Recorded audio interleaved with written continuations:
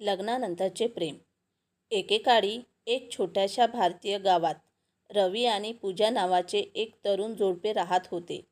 त्यांचे लग्न जुळले होते आणि पूजाचे वजन जास्त असल्याने रवी सुरुवातीला पत्नीच्या दिसण्याने निराश झाला होता. रवी एक देखणा माणूस होता आणि त्याला विश्वास होता की तो एका सुंदर पत्नीला पात्र आहे. तो अनेकदा पूजाच्या आकाराची चेष्टा करायचा आणि तिच्या घरातल्या उपस्थितीकडे दुर्लक्ष करायचा. इतकं सगळं असूनही पूजाने तिच्या पतीबद्दल कधीही तक्रार किंवा कटुता व्यक्त केली नाही. ती शांत राहिली आणि रवीची काळजी घेत राहिली. त्याचे आवडते जेवण बनवत राहिली आणि घर नेहमी स्वच्छ आणि नीटनेटके राहील याची काळजी घेत असे. तिचा दयाळू आणि सौम्य स्वभाव शेजाऱ्यांच्या लक्षात आला.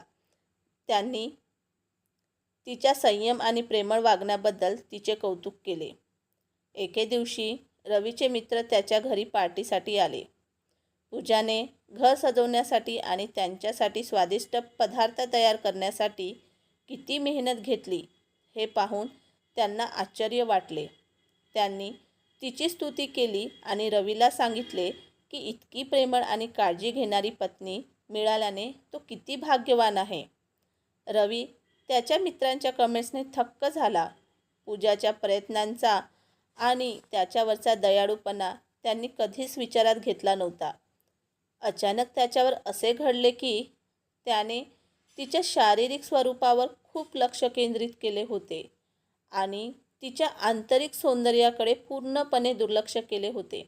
जसजशी संध्याकाळ होत गेली तसतशी रवी पूजाकडे ओढला गेला. तिचे हसणे, तिचे दयाळू शब्द आणि सर्वांना आरामदायक वाटण्याची तिची तयारी त्याच्या लक्षात आली. बायकोच्या प्रेमात पडल्याचं त्याला पहिल्यांदाच कळलं. त्या दिवसापासून रवीने पूजाला आदर आणि प्रेम मिळायला सुरुवात केली. त्याने तिची चेष्टा करणे बंद केले आणि त्याऐवजी तिच्या स्वयंपाकाची, तिच्या दयाळूपणाची आणि तिच्या आंतरिक सौंदर्याची प्रशंसा केली. आपल्या पतीच्या वागण्यात झालेला बदल पाहून पूजाला आनंद झाला आणि त्याने त्याच्या प्रेमाची आणि आपुलकीची प्रतिक्रिया दिली. जसजसा वेळ निघून गेला तसतसे रवी आणि पूजाचे प्रेम अधिक घट्ट होत गेले.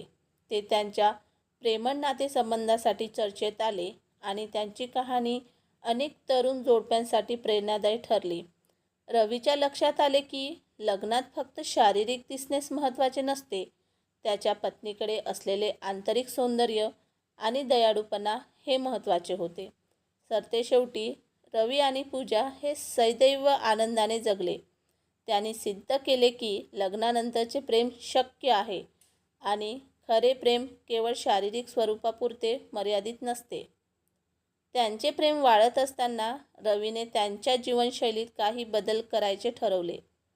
तो रोज संध्याकाळी पूजासोबत फिरायला जाऊ लागला आणि तिला काही हलका व्यायामात सामील होण्यासाठी प्रोत्साहित करू लागला.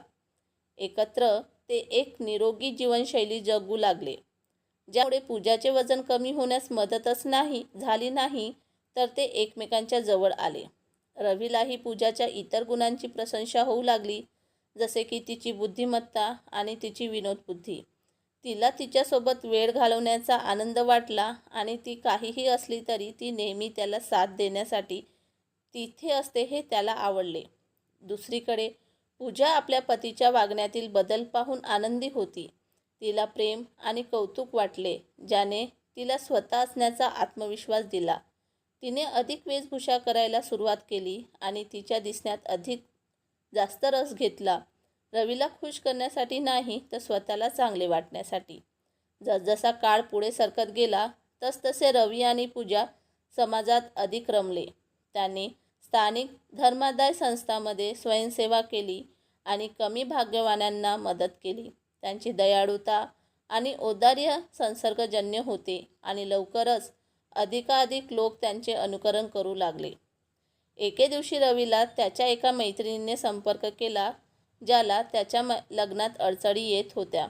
त्याच्या मित्राने त्याच्यावर विश्वास ठेवला आणि त्याला सांगितले की त्याला आपल्या पत्नीचे स्वरूप स्वीकारण्यात त्रास होत आहे. रवीने त्याचा स्वतःचा अनुभव त्याच्या मित्रासोबत शेअर केला आणि त्याला शारीरिक स्वरूपाच्या पलीकडे पाहण्याचा आणि पत्नीच्या आंतरिक सौंदर्यावर लक्ष केंद्रित करण्याचा सल्ला दिला.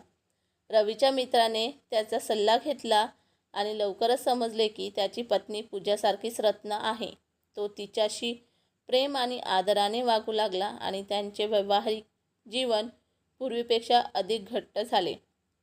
सरतेशेवटी रवी आणि पूजाची लग्नानंतरची प्रेमकथा त्यांच्या गावात एक दंतकथा बनली. लोक त्यांच्या मुलांना आणि नातवंडांना त्या जोडप्याबद्दल सांगतील, ज्याने त्यांना शिकवले की खरे प्रेमाला सीमा नसते. ते आनंदाने जगले आणि त्यांचे प्रेम पुढील पिढ्यांसाठी लोकांना प्रेरणा देत राहिले.